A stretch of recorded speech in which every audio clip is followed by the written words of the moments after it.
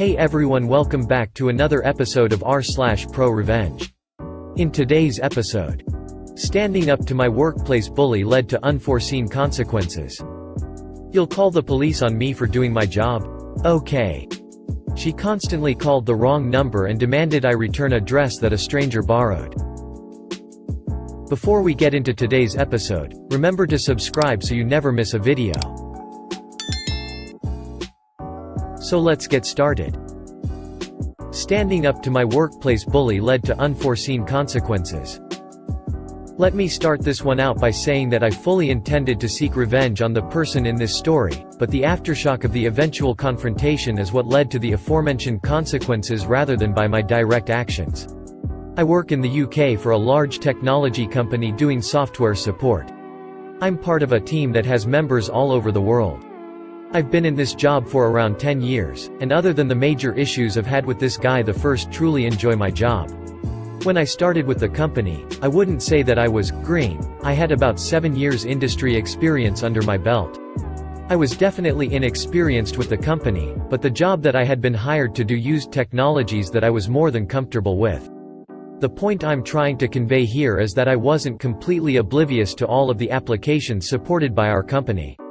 Everyone in my team, around 30 of us, was very nice, and was very keen to help, except for Shane. Shane is probably what you'd term as the team guru, about 5 years from retirement, part of the office furniture, metaphorically. As we are all home workers, he'd been with the company for nearly 40 years. Everyone labeled Shane as the only guy to go to when you were truly in a bind. When I was initially starting out, I did indeed find that Shane was highly knowledgeable and more often than not had the answers to whatever obscure questions you might have. Things were great, and our team ticked over nicely. I got to know the rest of the team well, over phone, over time too, and my best friend was a woman named Mel. She was of a similar age and experience level to Shane, and in my opinion was just as knowledgeable as him. One day Mel and I were on a brief call chatting about a work issue, when we got to shooting the breeze for a while. We talked about ourselves and also the team. I'd said that I hadn't met anyone face to face yet, and that was when she told me she'd once met Shane in person a couple of years ago. They are both based in the US, I'm in the UK, and both got invited to a tech conference in New York. She told me that he has serious health issues due to his weight, around 450 pounds, and when he was home was often on oxygen and medication. His plan was to ride things out until he was able to take early retirement so that he didn't need to worry about paying for his medical insurance anymore. That sounded like a reasonable enough plan to me, and we were soon talking about something else. The issues started about 2 years into my tenure with the company. We started moving in a new direction with what applications we were going to be offering to customers, and towards that end we were trained in a bunch of new stuff. I saw this as a great opportunity and equalizer. If no one on our team had any experience with this new software, then I would be on equal footing with everyone. This went really well for me, and I put a lot of time and effort into learning as much as possible. Shane didn't show much interest in the new stuff. He still continued to spend most of his time with the legacy tools. In team meetings you could clearly tell he was getting pissed off that his status as a guru was gradually becoming more and more meaningless. This wasn't anything personal. We work in software. You have to adapt in order to remain competitive. As time went on, it was becoming clear to the team how much work I was putting in, and I was well on the way to becoming the go-to guy for the new software. During this time, Shane would start sniping at me for anything he could plausibly manage.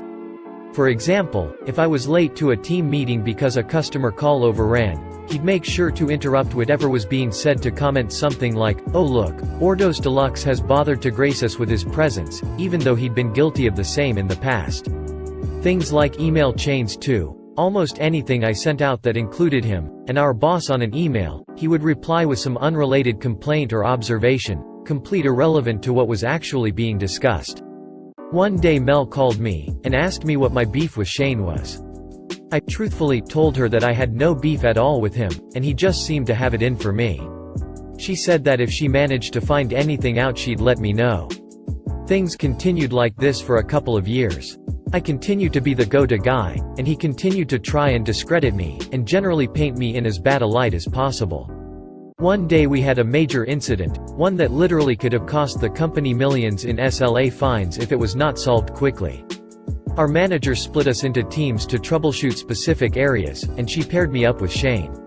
I wasn't happy about it, but whatever, I was a professional. We got on a call and started working through the issue. As our call progressed, it was becoming abundantly clear why he didn't like me. He knew nothing about the new application. He hadn't done any work on it at all. Everything I asked him to check, he needed handholding, even for the most basic of tasks. Eventually I just shared my screen and said for him to watch me. I went into the guts of the system, through so many logs, explaining to him what I was doing the whole time, and eventually found the problem was with a recent patch we had installed. At this point he dropped from the call. I didn't think anything of this at the time. We use Skype for business, and it can be flaky, so I just continued what I was doing. Our process was not to roll back any changes until it had been approved by the senior manager. As I was the one responsible for deploying, rolling back patches, made some notes about what we needed to do, and then rejoined the main call. I wasn't worried at all, because bad patches happened every so often, they just didn't usually have this level of impact. As soon as I did, I got absolutely destroyed by the incident manager.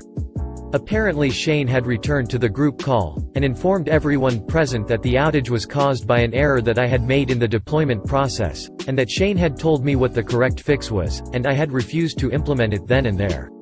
I was furious. He had accurately told them the cause of the problem because it was me who literally demonstrated to him how to find it. I had even foolishly mentioned to him what I thought would fix the problem. Because of how long he'd been with the company compared to me, only our immediate team knew the truth about who was really the better skilled person in this situation. His historical reputation still carried a lot of weight with people who didn't work day to day with him. Because this incident was so major, over 100 people were on this call, several of them 2 or 3 levels of management above our team. He made me out to be a reckless, incompetent idiot, and he was believed. Despite my manager's protestations, I was disciplined and given a verbal warning. He meanwhile was congratulated for steering the company away from a potential disaster and given a commendation. I was so angry, and a while later Mel gave me a call. Apparently Shane had been bragging to her about putting that smart-ass punk in his place. She was shocked, and asked him what he was talking about. His real beef was that he thought I had disrespected him by trying to take over his role as go-to guy for the new software. That wasn't my intention at all. I didn't see it as my fault that he was too damn lazy to do the work again. I lamented with Mel that she should have recorded the call. She laughed and said that Skype shows when you're recording a call and he'd never have spilled his guts while being recorded. I immediately had a brain wave. I decided that I would confront Shane one-on-one. I pinged him on Skype, and said that I wanted to talk. He responded with a smiley, and just said, sure. I called him, and let him know that I was recording this call, and the Skype notification popped up to let all participants know that this call was being recorded. I went right for it, and accused him of lying about the major incident, and said that it seemed like he had a major beef with me. As expected, he lied, and said that he was sorry that I felt like I had to react this way. He said that he would need to talk to our boss about it. I said wait 1 second, and turned off the Skype recorder. I then said that Skype isn't recording, and that he knew exactly what he had done. His mask slipped at this point, and he said that he was perfectly in his rights to put me in my place. He said that you need to respect the longer-serving people in jobs like this, and that he would do it again in a heartbeat. I didn't hold back. I called him a dinosaur, who refused to move with the times, and wanted to coast out his days here without doing any work. He said that he was a couple of years away from retirement, and he'd be damned if he was going to bust his ass for some shiny new software. I said to him, speaking of new software, has he heard of OBS? Of course he hadn't, and I suggested he Google it. I then hung up on him. Not long after, the messages started. He was begging me not to use the secret recording that I had taken. He said that if he gets fired he will lose his retirement package and his medical benefits. I told him to go fuck himself, and that he should have considered that before trying to get me fired. I passed all of this onto the relevant channels before really giving it any thought. Things set in motion, and sure enough a few weeks later after a company investigation, he was fired. I heard from Mel that he had asked to take early retirement so as to keep his benefits, but this was apparently rejected. It all came out later that apparently he had significant debts, and that he was counting on his retirement package to keep him financially afloat. With no job, and no package, he had no money to pay for the medical treatment which he badly needed. He was in no state to get himself a new job, and his skills had stagnated so badly that he couldn't even get a new job online. Mel told me that he died about 6 months after this whole incident due to his ongoing health issues. I felt conflicted about this for a while. Sharing that recording obviously contributed to his death, but I don't know how bad I feel about it. I am a young guy trying to build my career, and he actively tried to destroy me.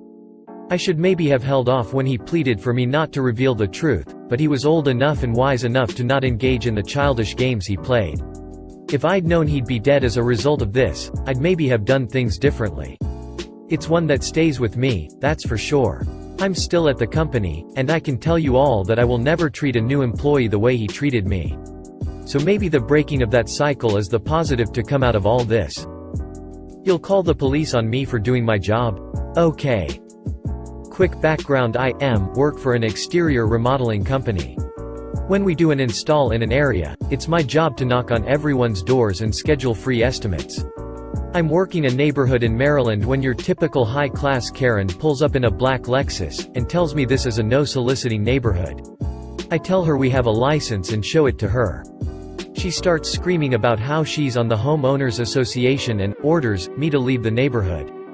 Being the young professional I am, I tell her which way I'm going and that if security wants to talk to me they can find me down that way.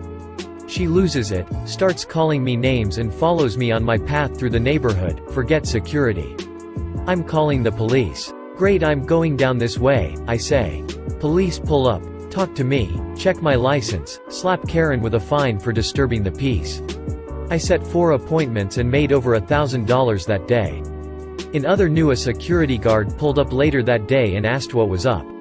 I told him I was from the fire department and he said to have a nice day. She constantly called the wrong number and demanded I return a dress that a stranger borrowed. In 2002, I had an older woman constantly call me, thinking I was Emily Janevsky. I was listed in the phone directory as E. Janevsky, and she said I sounded just like Emily. Her name was Susan. I hung up on her every time. She called about once or twice a month. I didn't block her, because in the ancient dinosaur days, the phone company charged $3 a month to block someone. I wasn't going to spend any money blocking her. I used *69 to get her phone number, and this fairly new search engine called Google to confirm her name was Susan Janevsky. I have the same last name as these people, but I wasn't closely related to them, if at all. I debated calling her home number to speak with a family member and tell them to get this woman to stop calling me. Decided I didn't want to get that involved.